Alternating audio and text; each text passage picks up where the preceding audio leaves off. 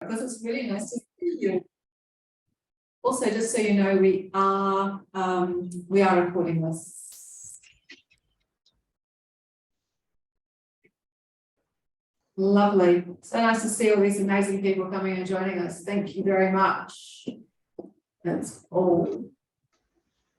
Well, I think as people are joining, what we will do is we will just start the presentation. Thank you for being so prompt. We said we were going to start at 4:30 and we promised that we would have this over by about 5:15. So for those of you who may or may not know me, my name is Amanda Staines. I'm the General Manager of Keystone Trust, and I'd really like to welcome you on behalf of my colleagues Luella and Felicity to Keystone Talks. This is the second year that we have put on this new medium, and we're really enjoying the feedback that we're getting from our sponsors and supporters.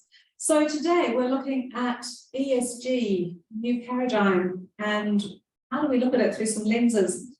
I was at a talk this morning with the New Zealand Institute of Economic Research, which probably makes most people want to cringe, but very interesting. There was a bit of a hushed tone in the room when the researcher was talking about a recession being two sequential quarters of negative growth, and everyone was starting to, I think, hyperventilate that maybe we were into that, but we are not.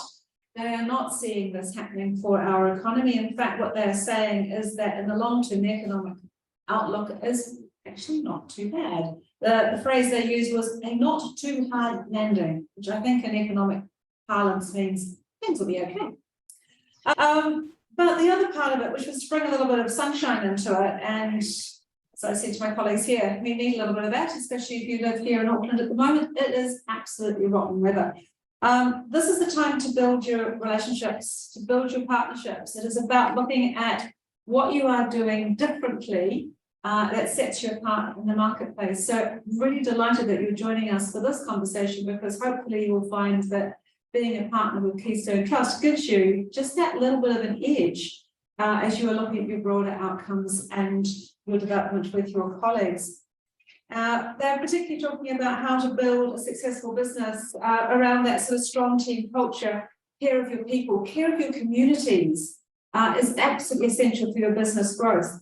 So we're looking at building on this wider macroeconomic situation by looking at how you in your business can develop your own business strategy through an ESG lens. So joining us today are two incredible experts who support Keystone Trust through their time and their knowledge and wisdom with our students, and we really appreciate the fact they've given their time freely today. George Holbert, who is Director of Clarity Business and also The Bridge, has been a supporter for many years, and he's worked with many of our sponsors on their broader outcomes journey and looking at their frameworks. Dr. Natalie Allen has an extensive background in wellbeing in neighbourhoods and also has been a fantastic supporter of the Trust. While she was doing a PhD, she was a photographer and used to come along to all our events photography. So it is lovely to see this career developing as well, and to see another future leader, maybe not one of our students, but certainly one of our sponsors, our supporters. So without further ado, I will hand over to our two amazing presenters who will take questions at the end of the session. Recording is in progress, so we will send you that as well. So, welcome. Look forward to hearing your story. Great. Kia ora koutou, ngā mihi mahana kia koutou, kei te mihi me harakoa a hau ki konei. Yes, Cornelia Allen tōku ingoa. Ko George Holbert, taku ingoa. And we're really looking forward to kind of sharing our work and our thinking in this space with you all. And it's going to be fairly rapid fire because there's a lot that we want to cover, but we're very open to conversations afterwards and to take a deep dive beyond what's presented today as well. So yes, just I guess a little bit more about us. So the Urban Advisory, we do all kinds of work. I like to say anything that's particularly complex or complicated in the built environment, we want to be there solving problems. So we're now a team of 14 working across the motu, and we have a great privilege of working with a number of EB organisations as well, looking at ways to completely kind of transform our housing system. And there's a lot of kind of values-based outcome work that happens there, and also with a number of councils as well as private firms. And we have a fantastic relationship with the Bridge, and there's lots of symbiosis, which George will speak to as well. Absolutely. Thanks, Natalie. Couple of years ago, Scott Jacobs and I put the Bridge together because we kept seeing the need for organizations to put structure and strategy around their ESG and corporate social responsibility strategies, essentially to adapt and align and achieve within the government's broader outcomes agenda. But as it evolves, we're helping people to move forwards with it, to really drill these kind of strategies into your core business mode so that it's something that adds value to your business and helps you to deliver more, better, well. Fantastic. So that's a quick overview of why we're here. And so really the big kind of first message is that there are so many different models everywhere that you can look to. One of the broadest ones being the SDGs, Sustainable Development Goals. I think the critical thing is because they're at such a macro international level, their application to New Zealand, how they're operationalized is a critical component that needs to be thought through. There's lots of ways that these get reorganized in the ESG space. This is just one example, which when you get the PDF pack is a hyperlink for all of you.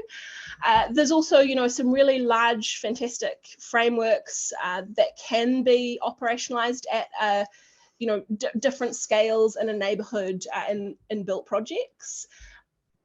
And there's also a number of, fantastic kind of international measurement metrics that you can kind of sign up to. But I think there's some kind of issues in New Zealand around how those actually get marketed and whether or not they're kind of picked up by sort of society at large in terms of how they're perceived. In a New Zealand context, I think largely we turn to the OECD framework and how that's influenced the living standards framework of the New Zealand Treasury, particularly in terms of how that's embedded in business cases for large scale projects. But again, this is very much the New Zealand Inc. Model of looking at things. And when it comes to kind of built environment projects, that's where we really need to get in the much more kind of detailed outcome space to really make it meaningful and deliverable, which is what we're going to talk to shortly. There's also some phenomenal Māori wellbeing frameworks in New Zealand. He Ara Waiora is kind of the complement to the living standards framework, but there are other ones that have been specifically developed in the housing space in particular, and also the health space. And I think these can be much more deeply embedded in how we think about outcomes in Aotearoa. So not enough models really, are there? Let's be honest. And that's just actually not even all of them by any stretch of the imagination. No. It's just a few. So in this sort of blizzard of models everywhere, in our view at the Bridge in particular, and working with Natalie and her team, knowing what you want to focus on and what you're deciding to be most relevant to you is always our starting point, because there are models that may relate to you that are important to you. But when we start, we want to look at these kind of questions in this order, very simply. Now we talk about, first of all, your brand. And really, I suppose what I'm also meaning here is, what is your core business? What is your business model? What is it that you do? What is it that you're setting out to do? Where do you start? It's got to be with you. If otherwise, the danger is it's never going to be something that you're going to do or deliver. Next, how does it relate to your people? How does it relate to your clients? What's important to them as well? We have to be realistic, and often in a world where people are winning work through procured channels, you need to make sure you're keeping an eye clearly on what they are looking to see and what they want to see from you. What also is the legacy that you wish to leave behind? What is the question that we get asked all the time? The question is, what sort of ancestor do you wish to be? Now, this is a question that if I'd asked it of an organization 2 or 3 years ago, they'd have looked at me in blank astonishment. But these days, it's actually becoming quite commonplace. And so these sorts of questions are fairly fundamental starting points that we find. Then, once you can determine these things through a very simple series of workshopping processes, understanding the policies that give life to them, and then what we would call two things: your footprint, i.e. what you do in your business, the work you do to be sustainable, socially responsible, caring for your people, all those sorts of things, providing good employment opportunities, looking after your supply chain, etc., etc. But then also what you do in your core business, your handprint, as we call it, the influence you wield in your work to deliver in your actions and your words and in your operations, so that you're giving life to all those things that have come before it, in particular your business model and your brand. And ultimately, if I can get it to go, then you can measure and report on these things. So starting most of all with yourself, you can then ask yourselves, if you have the desire to do this and which bits of it you want to prioritize, what structure and strategy can you wrap around it very simply? What sort of leadership do you have in the business to help you execute? And then we have some thoughts on that are very clear, in that you don't want this to be necessarily all the people in the exec team. You want a leader, you need a sponsor, you also need champions. And it's a great opportunity as well. Plan to deliver on these things with targets. That's always the tricky one, and actions. And then a message to galvanize people internally and externally. And finally, proof, which is another problem that we come across with organizations who don't want to talk about what they're doing. But if you're not talking about it, you're invisible. So when we look at the frameworks that exist, and when we're helping organizations to adapt, align, and achieve, we look at things in a very simplistic way and go, first of all, you need to understand not only these frameworks and models, but also your environment, the client's environment, and what you can then start to do. So shaping things, acting, communicating, showing what you do, and then you can think about how you might then start targeting people and opportunities, because then you're building a track record that's already in place and you're attracting the right sort of people to deliver on it. So this we deliver very simply through 3 phases. First of all, we ask people to tell us where they're at and what they're doing. So using an example of an organization we've worked with over the last year or so, we also ask them to tell us the sort of work in this wheel diagram of what they're doing, where they're doing things well, socially, economically, culturally, and environmentally. And we also then understand where the gaps are. This then helps us to go towards an environment where we can create a plan, a strategy with them. Often, at its simplest, a strategy on a page that galvanizes the business. It's something they can communicate, but also put detailed plans behind, which is what we're going to talk about in a minute, and then act on it. So it's actually a fairly simple process to do this, but it requires a little bit of navel gazing at the beginning.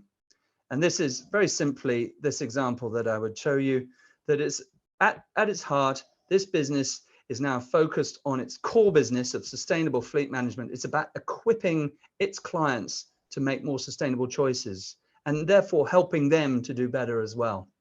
It's also about looking after its people and the people around it and driving the right culture, putting targets against things, putting actions against them, and then putting plans behind it. So really, it seems top line, but without these things in place, we find it is impossible to have structured, coherent action. So the question then becomes, if you've got a plan, how do you operationalize it? Easy for me to say. Yeah, and I guess that's where we, love picking up. It's really important to set that strategic direction, and there's all kinds of different ways you can put implementation mechanisms in place to deliver really great outcomes. Obviously, there's those operational strategies and plans at one level. There's very clear kind of outcomes measurement frameworks. Essentially, we think of these as how you actually define success so that you know when you get there. And then there's the governance decision-making frameworks, the investment management framework, which has, various components to it, along with program guidance, process guidance, and then design guidance, specifically all the way down to actually delivering that individual project or neighborhood. And we like to think across all these scales, because really to ensure that outcomes are being achieved, you need to look at how they fit in all these aspects. That doesn't necessarily make it arduous by any means. It just means that you have a really kind of comprehensive checklist to work with that you can make personalized to your organization. And I think that's one of the key things, is that yes, there's these fantastic big frameworks, but how you really make them bespoke at an operational level is what brings them to life, because it gives everybody something that they can commit to, no matter what position they might have in the organization. And it also helps you communicate that with key stakeholders, delivery partners, etc., so that you're all functioning as part of one system. And I think that systems approach is really critical to actually making outcomes, tangible and real, essentially. Yeah. One good example, I was just thinking back to who had really impacted my thinking on this. And I was fortunate on a study tour that I went on, looking at all kinds of innovative housing models and ways to deliver urban regeneration, was a conversation that we had with Jonathan Rose, who's a pretty big time developer over in New York, the United States. And it was really interesting because we sat down with him and he said, fundamentally, my job is to address trauma, intergenerational trauma. And I thought, coming from a developer, having this clear articulation of his purpose was really, fascinating to listen to. And he'd broken it down into his own well-being wheel, which had similar colors to those other ones that you saw, but he actually had this kind of checklist and way of addressing those in each of his projects, and how that manifest could be quite different per project. One of the ones that we toured, these apartments, it actually meant that there was 23 different inputs into the financial stack to make this feasible, including a phenomenal business space at the bottom that was also a bookstore, but felt a bit like a library and had all kinds of spaces for the community to kind of do work, to study, etc. And it livened the whole building up. And it was just the way that this kind of essentially leadership got manifest across all levels of the organization, right down to every single individual building. It was a great example of what is really possible. And there's lots of these projects that we've now kind of studied and brought into our work back here in Aotearoa, but obviously given it a very Aotearoa specific flavor and process. So we don't need to dwell on these, but I just wanted to kind of indicate that when we often do these outcomes frameworks, they can function at really different scales, whether that be, across regions, local councils, individual delivery organizations, and also particularly in the iwi space.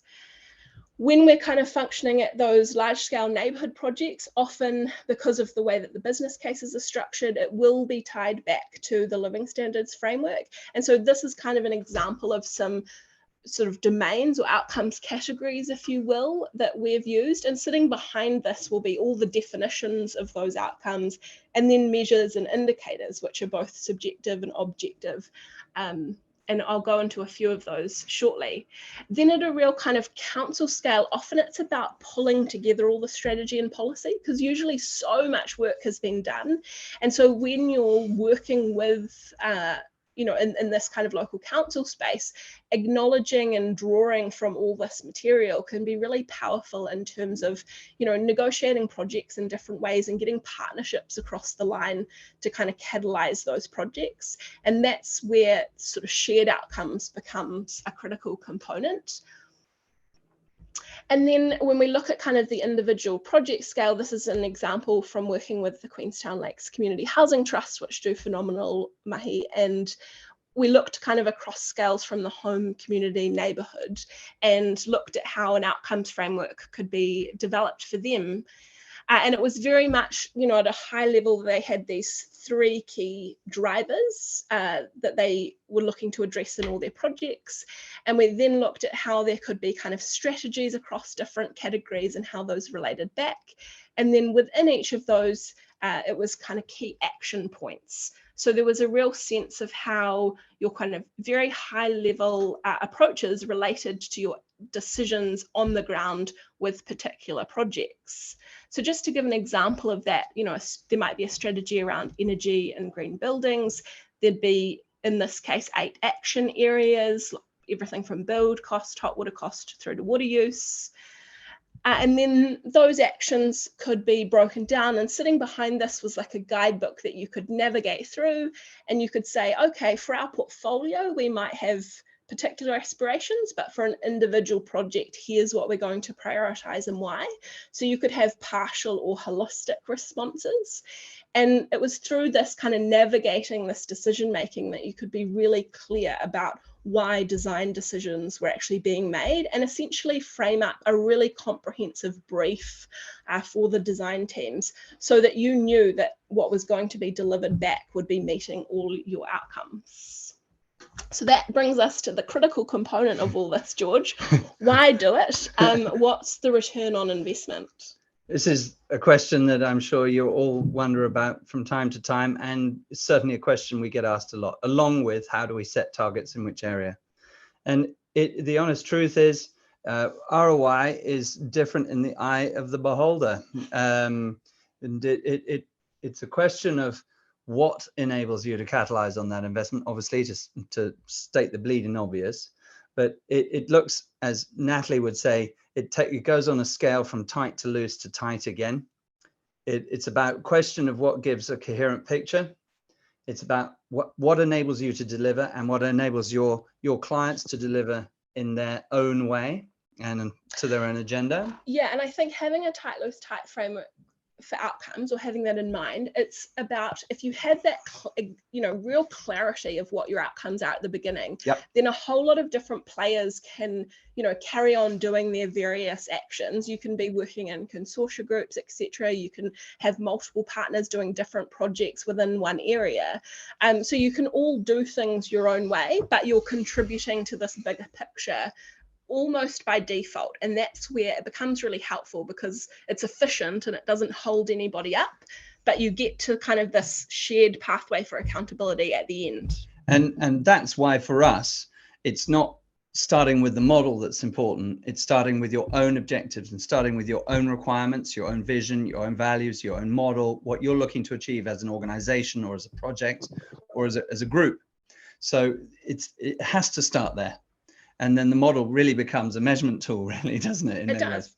And so when we look at things, we think about how you might evaluate, how you calculate, how you circulate your ROI, how you measure or demonstrate it to a various set of groups. And that's different, obviously, for every environment. And for this particular group of audience today, perhaps it might fall into these 4 categories, perhaps. So if we were looking at it from a sort of investor commercial ROI perspective, if we're thinking about project by project, thinking maybe the value uplift that your approach might generate for each project through attracting better quality buyers for more money, that is, or tenants on longer, better leases, perhaps. It could be about attracting more corporates and government entities on longer terms. It could be about cost or efficiency savings. And you might be measuring those things in a variety of different ways. Likewise, as a landlord, we read a lot about the flight to quality, not the fright to quality, but the flight to quality, and how tenants are now looking, particularly in commercial office spaces and CBDs, for better quality space. They're looking for better leases. The opportunity for you to create this and generate better spaces on longer terms with better relationships with clients and tenants is strong. Likewise, building your brand on the positive experience of being in that space is high. So these are other opportunities. This is by no means exhaustive, and I'm sure you have your own lists. But for us, these are opportunities to measure ROI. Employer, increasingly at the bridge, organizations, when they're working with us, want to really focus on this employer perspective. The opportunity in the war on talent, or the war for talent, is so high. It's often more about creating strategies to attract, retain, and build capability and skills and careers for their people. It's like, there you go. So I might just leave this video. I've had enough. It's like, what the fucking, what are you doing? Exactly the same thing.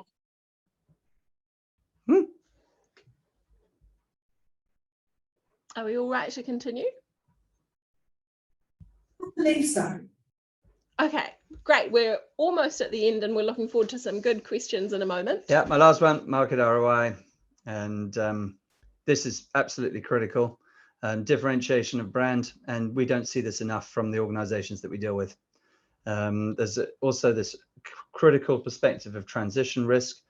Meeting with a large trading bank today, this is increasingly important to them. When they're lending money to organizations, this is becoming an increasingly important aspect of their lending through a variety of requirements that they have themselves, not least of which is the TCFD regime. And so the opportunity to be operating and succeeding in this environment is high. So it's all about demonstrating that license to operate, and it's proven and it works. Yeah, and I think we're really broadening where capital comes from in New Zealand. I think overseas there's a lot more choice, but that's really shifting in New Zealand. I think the impact space is going to change things a lot, and measuring impact or outcomes is a critical component of actually being able to secure that investment. I think also what this all kind of speaks to really is that we're redefining how value is agreed to and determined in New Zealand at the moment, and this is definitely affecting kind of how projects are considered to be viable or not. Quite so. Fantastic. So I guess to conclude before we turn to questions and have some debate about all this, I think we've spoken a lot about the fact that now is really the time in New Zealand. There are lots of shifts happening in how people perceive value, how they want to set up projects, how they embed values in their work, and defining outcomes is a critical component of making that real for everybody in teams, but also on the ground in terms of these built projects contributing to the communities and neighbourhoods in which they're situated. Any final words, George? Nope. I think it's on the screen. It's absolutely, as we'd say, it's time to get cracking. The more we see is it's all about action. It's fine to have strategy, but strategy without action doesn't get you anywhere. Yeah, fantastic. And those measures and indicators become so critical to actually making sure that when you've defined success, when you've achieved it.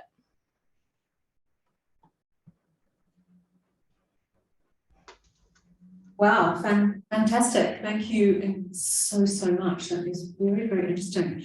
I think one of the comments I have, Warren Buffett had a quote, which was something about be fearful when others are greedy and be greedy when others are fearful.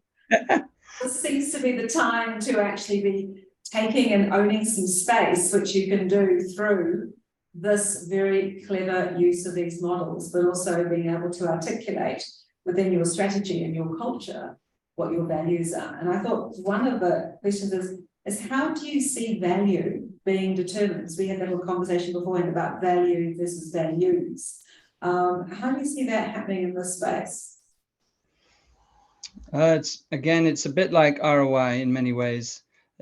For the reason I started working in this space was because the value was a 100% on or off switch, because you were either winning work or you weren't. Now in the property space, it's slightly more subtle, but nonetheless, what we're seeing more and more of is that the banks are requiring this kind of approach for, if not only discounted lending, but lending, full stop. So it's almost pre-value question, really. It's a requirement rather than a value space as much as anything. Yeah, I also think that there's something in the sense that we're sort of on this journey and starting to get a bit more refined in how we think about neighborhoods and how they impact us. And it's very much moved kind of beyond the home into that neighborhood scale, and how people make their choices and trade-offs when they decide where to live, when they decide where to work, is very much connected to how their neighborhood around them impacts them. And so I think there's been a shift in understanding how people actually make these decisions has transformed how we're thinking about demand. I mean, traditionally we calculate it based on choices and extrapolating that out. But for example, in the New Zealand housing market, when you're trying to change what choice is available, you can't actually rely on any of that historic data, because of course then 3-bedroom houses would self-perpetuate because that's the majority of what's available. So of course that's the majority of what people are choosing. Whereas if there were sort of plentiful papakainga and many shared ownership schemes, and we had rental cooperatives, for example, to choose from, we don't actually know if people would choose those things. And so I think that's where there's a really interesting relationship between value and choice that's kind of shifting in New Zealand. And we see companies that are kind of picking up on this space are also, they're sort of playing into that with their pre-sales, but they're also really connecting to different forms of capital to make different types of projects feasible. So much more kind of mixed use projects, for example, and that is not just individual buildings, but really mixed use neighborhoods. And that kind of comes down to the relationship between like value and delivery partnerships, because I think as partnerships become much more commonplace here, and that's partly related to needing capital from all kinds of different places to make projects feasible, there's also going to be this need to kind of define shared values so that you can actually work together and deliver good stuff. And so that's where the relationship between value, values and partnership becomes really important in New Zealand. I'd also add that slightly wider than New Zealand, but the European Central Bank is doing some really interesting work on how it's defining value uplift in projects that have this approach taken with them. And equally, by contrast and in complete opposition, the risk and opportunity for projects and property and assets to become stranded in the transition to a lower carbon economy, particularly as sea levels rise. So that there's an upside and there's a downside that they're doing some quite interesting work on. I'll find a link and send it through. Yeah, and Scotland is another place where this is being quite deeply embedded from government all the way through. And then you've also got a lot of German banks that are kind of changing the game in terms of what they finance, which I think a lot of other international banks are looking to. Fantastic, thank you. It's a very fulsome answer to my very, very strange and small question. Does anyone else have any other thoughts or comments they'd like to add? A question here, actually for one of our students, just wondering if you could elaborate on how that property developer in New York, yes, I was very interested in this gentleman. It's a good story. Would address trauma through his developments and what could be taken away from that. I was fascinated how he saw that. Yeah, so I think, it's actually really aligned to the way that we put people in place first. So he'd start by thinking about who was really going to be living there. And for example, if you had likely high proportions of solo parents or caregivers, there was this sense of like time and proximity and how they felt about having to leave their children, etc. And so he'd put all these extra facilities in his buildings that were really fun kind of play spaces for children and parents so that they could maximize the time that they were able to spend with them and have it be real quality time, even though they might be in one of the smaller kind of essentially more affordable apartment products. So that was one way. Another way, he'd look at how people were feeling disconnected from one another, and so he'd design well-being spaces that were designed for people to kind of sit and reflect. They were kind of like beautiful green spaces in the building, and they could be booked out by different groups or used by individuals. And so it was this idea of actually giving people spaces to kind of sit and reflect, even though it was this busy city environment. He'd also make all the kind of best spaces in his buildings communal often. Was another way that he would look to do it, to kind of rebalance the equity sometimes. The other way, I guess, was that kind of library model that I mentioned around giving access to people to critical study spaces, etc., who might not usually. So the idea that kind of trauma gets created by the inequities in our society, but his projects could start to try and address that at a micro level. Making sure that the balance of affordabilities in the building was kind of relevant to the community in which that building was situated is another way that he looked to do that. And often that required grant funding to actually enable those price points to be met, or like partnerships with, in a New Zealand context, it would be like with a community housing provider, for example, so that that building was kind of representative of the diversity in the neighborhood, so that people weren't pushed out. Because like we know from research that, for example, if children have to move schools, there's this trauma that gets created with having to kind of relearn and reintegrate. So trying to enable people to stay in a neighborhood was another macro way that he looked to address elements of trauma that get created by our systems. I could talk for ages about this, but I hope that kind of answered the question. I'm more than happy to go into more detail later about it. And we have another question from Rhea. Have you worked with a community that lacks trust in urban regeneration projects? Absolutely, most do, because we don't do it particularly well in New Zealand, I would argue. I think one of the key things is, from my perspective, is I think we go out and engage too quickly here before critical things are actually consolidated and confirmed in a project. Without getting too specific about projects that I think are done badly, I think, you know, sometimes, for example, with Crown projects, there's not even a confirmation of how the funds will be drawn down after kind of an initial Treasury business case, and yet you have kind of people going out and asking openly what the community want to see without that confirmed ability to actually deliver. And I think it's really important to actually start those conversations knowing what is and what is not on the table. So for example, if you don't have kind of key line items in your business case around, you know, brokering and aligning economic opportunities in a local town centre, and no one's actually going to have that portfolio of work, but that's what the community really wants, there's this complete disconnect. So there has to be this feedback loop between, you know, you being prepared to do engagement well by having your own house in order, and then when you engage, you have a critical feedback loop with all your systems and processes so that those voices don't get missed. And then showing people that you're taking action and by listening to what they've said, so that I think you earn trust most in demonstrating that you've listened to what they said and done something that reflects what they, not necessarily all they wanted, but certainly built in many aspects of what they saw and wanted along the way. Yeah, so I guess in terms of our work, you know, you'd have that clear regeneration strategy around what you thought could be achieved, but then you'd go out and you'd actually co-design your outcomes to agree what success looked like. And this would be across stakeholder agencies and across you know, the various communities that would be in an area of regeneration.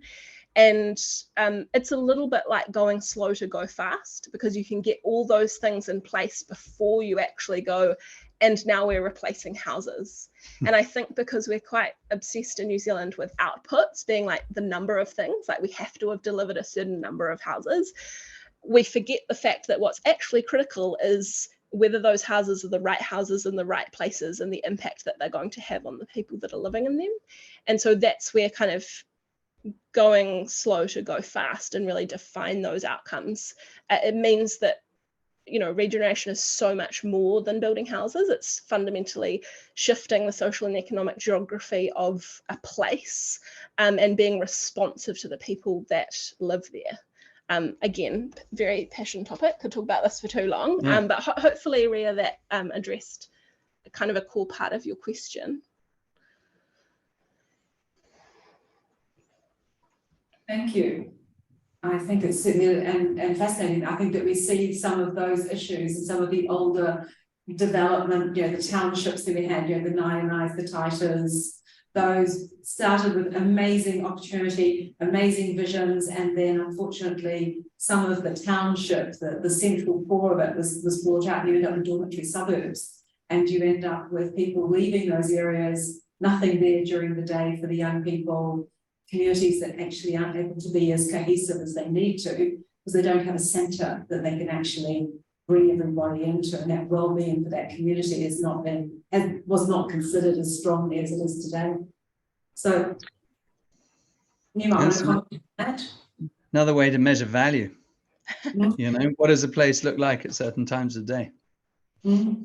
Yeah, absolutely. And I think also at that kind of scale as well, we talk a lot about the importance of giving certainty and clarity to the market when you're coordinating a program like that. And that comes back to that like tight, loose, tight framework, and the idea that essentially if you're also bringing all your key delivery partners on board, and this is where I think there's a lot of scope for some real leadership also from the private sector and how they work with the public sector to actually essentially acknowledge that really when the public sector is doing a project, a core part of that is actually catalyzing private sector investment. And there's research from overseas, which again I can link through, around in the UK, they think that $1 of public investment should catalyze about 5 of private investment. But I think we miss out on a lot of those opportunities because we don't agree exactly what everyone's aiming for, and therefore there's not that certainty and clarity. And so whether it's regeneration or renewal or just regular old intensification and development, or whatever we're kind of aiming for, there's not that clarity coming from a lot of local councils in terms of where they want to be achieving things, what they think the targets need to be. And that hasn't been negotiated with the private sector. And I think if there could be much more integration there, we'd actually unlock a whole lot of potential. And that would be far better for all the communities, because at the end of the day, their views and values are critical to this, but they're not actually going to deliver that, like all the new fantastic things that an area needs over time. And so it's really, it can't just be the community. It's got to be this kind of strategic relationship between public and private sector as well across all kind of delivery stakeholders. And I think particularly in a New Zealand context, the relationship between all of those and then mana whenua partnership is also critical. And I think we're learning, but we've got a long way to go in New Zealand in terms of understanding the distinction and how kind of tēnā rangatiratanga can be much more deeply embedded in all our thinking about urban development. Absolutely.